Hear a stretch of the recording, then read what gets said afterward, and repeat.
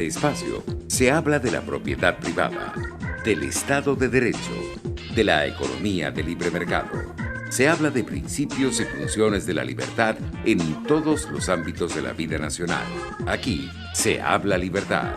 RCR presenta Aquí se habla libertad con Víctor Maldonado. Muy buenos días, hoy viernes 22 de mayo del año 2020, dedicado a Santa Rita de Casia, una santa del siglo XIV, que fue una mujer que pasó por todos los estadios, casada, viuda, religiosa, es la abogada de los imposibles, la abogada de los casos desesperados, la socorredora en la última esperanza, refugio y salvación en el dolor. Bueno, nada, creo que a nosotros nos toca una inmensa relación, una intensa relación con Santa Rita de Casia, abogada de los casos imposibles. Seremos nosotros uno de esos casos. Bueno, gracias a todos los que por rcr.tv, por Periscope y Twitter, @RCR750, por el canal RCR750 en vivo de YouTube, por TuneIn y por todos los sitios, por todas las formas, por todos los canales imaginables o no, que ustedes tienen a la mano para estar en contacto con nosotros, cosa que agradecemos inmensamente.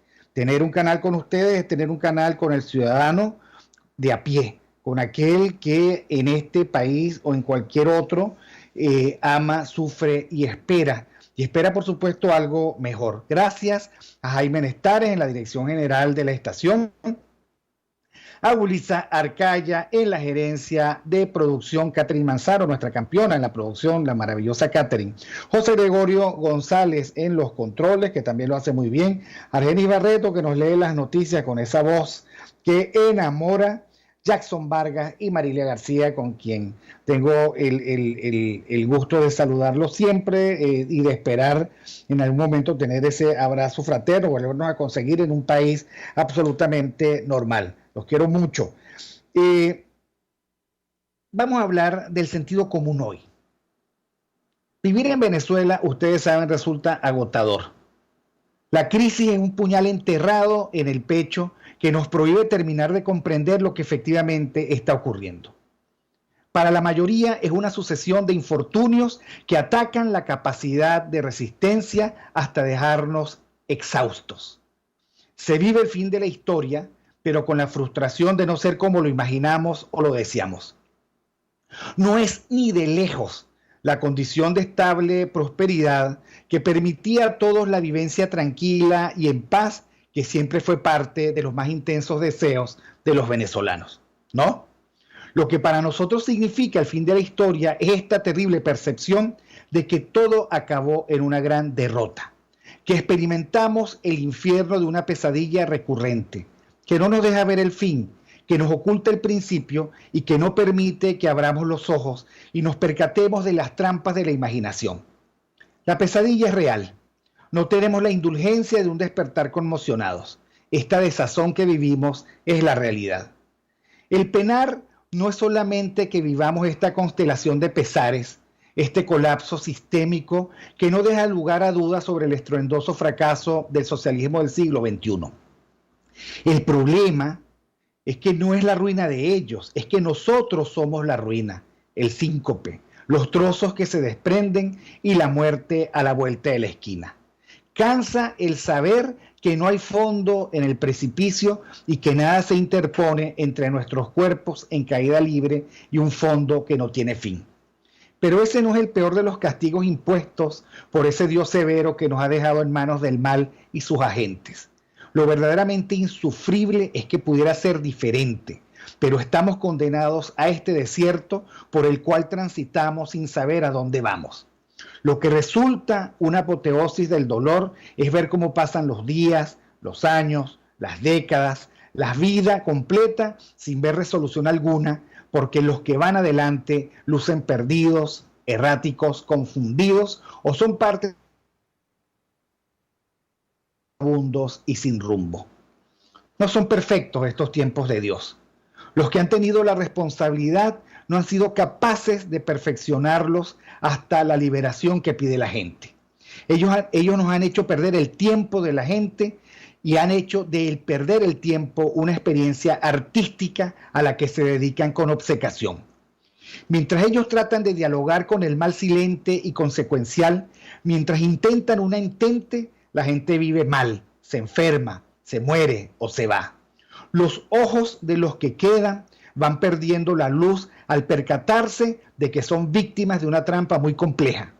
Por eso aquí el éxito es sobrevivir sin perder la cordura, a pesar de que todo parezca indicar que nuestro trajinar por este desierto está siendo dirigido por locos. Que no se practique la compasión y la empatía con los que aquí vivimos en tiempos de desgracia es parte de un crimen de omisión activa que en su momento tendrá un duro veredicto de la historia. Nadie puede aspirar a tener sentido común haciendo abstracción de la presencia de los otros, de sus convicciones y de sus dudas, de los debates que se plantean entre ellos y de sus miedos.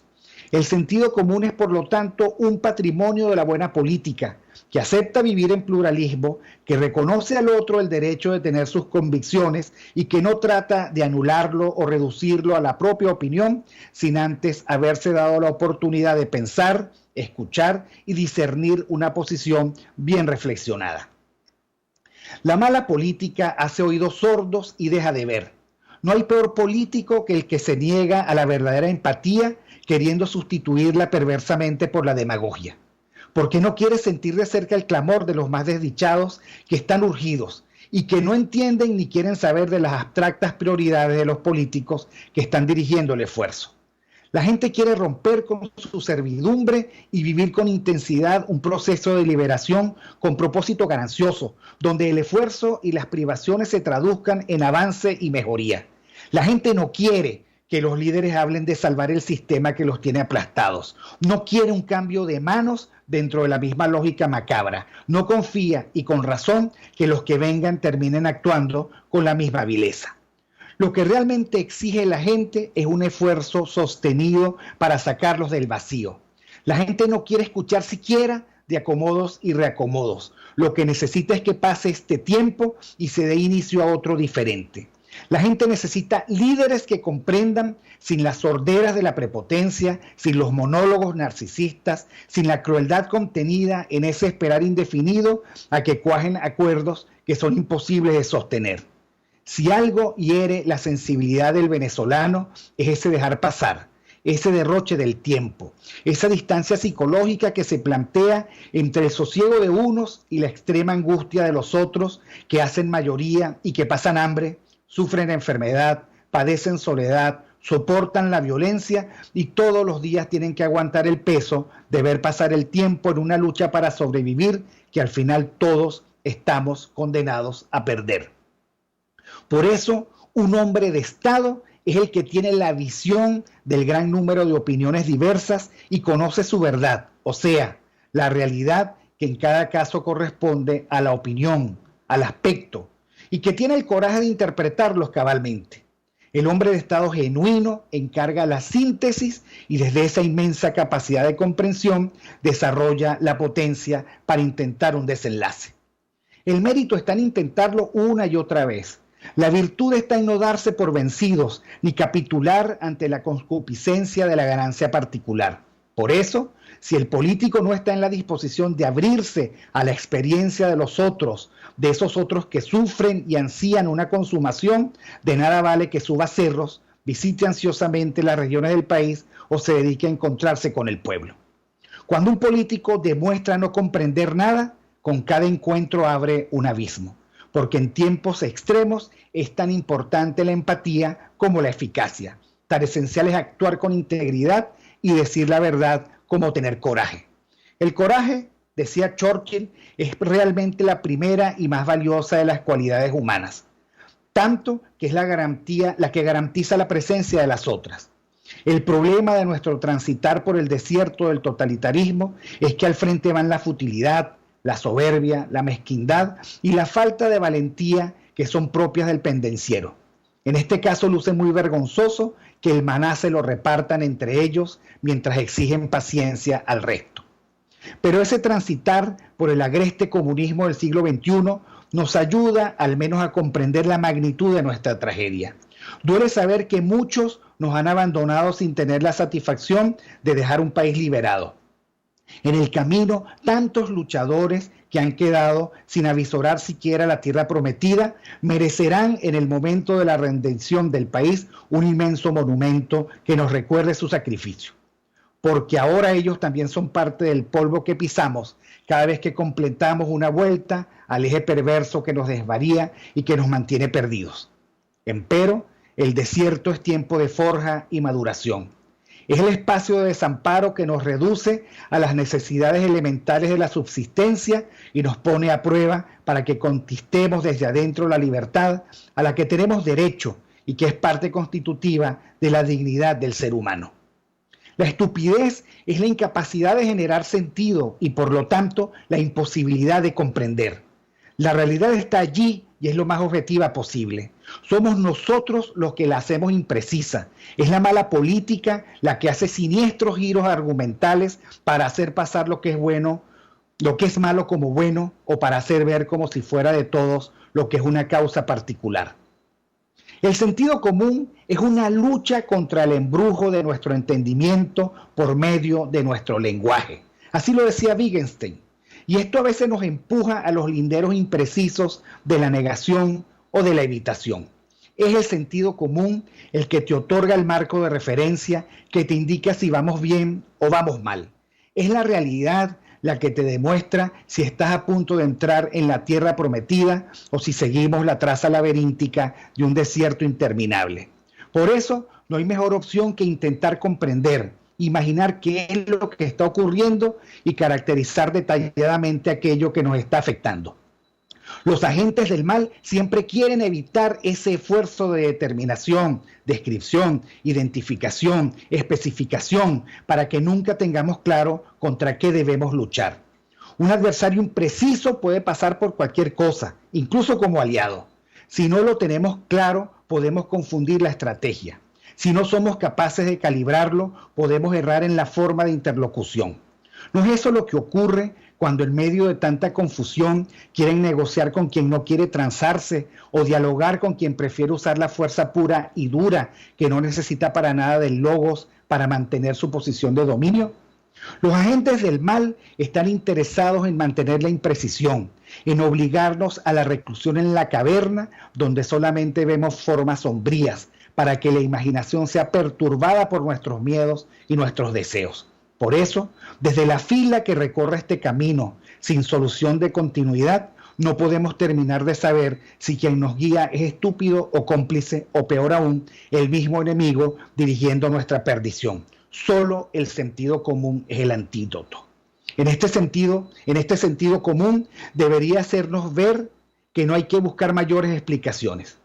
Arendt nos propone una descripción preclara del talante del enemigo totalitario en esa implacable sed de poder, voluntad de dominio, terror y estructura monolítica del Estado que está solamente disponible para intentar nuestra servidumbre, saquear nuestros recursos, desolarnos hasta el extremo insoportable que nos coloca más allá de cualquier esperanza.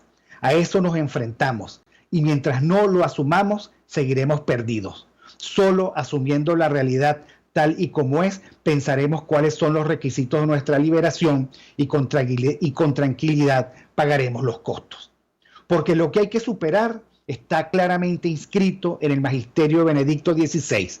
Los agentes del mal, los ejecutivos del totalitarismo, los colaboradores que siguen haciendo factible nuestra servidumbre, que la presentan como irrevocable, fanfarronean constantemente y no retroceden ni siquiera ante la mentira. Quien no respeta la verdad no puede hacer el bien. Donde no se respeta la verdad no puede crecer la libertad, la justicia y el amor. Para el teólogo y papa hay que mantener como máxima de conducta el amor a la verdad y siempre tener presente el poder destructor de la mentira. Por eso mismo es intolerable, repugnantemente insufrible la doblez, la mentira, la falsía, la hipocresía, las dobles agendas y el ejercicio sistemático de la perversidad. Esa forma de hacer política no libera la libertad, nos encadena más, nos hunde en el desierto y nos pierde de la vista de Dios.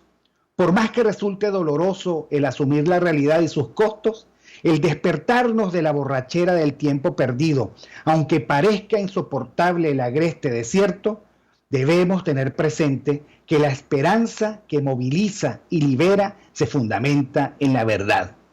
Si se trata de liberar nuestra libertad, debemos tener presente que debemos revocar esta política e intentar otra.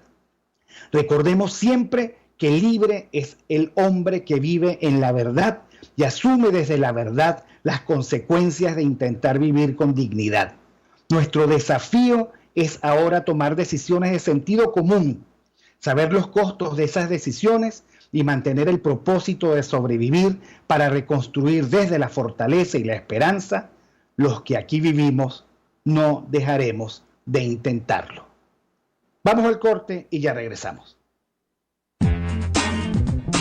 Aquí se debaten temas de interés nacional e internacional. Aquí se habla libertad con Víctor Maldonado. Solo por RCR.tv, la radio que se ve. Sintoniza.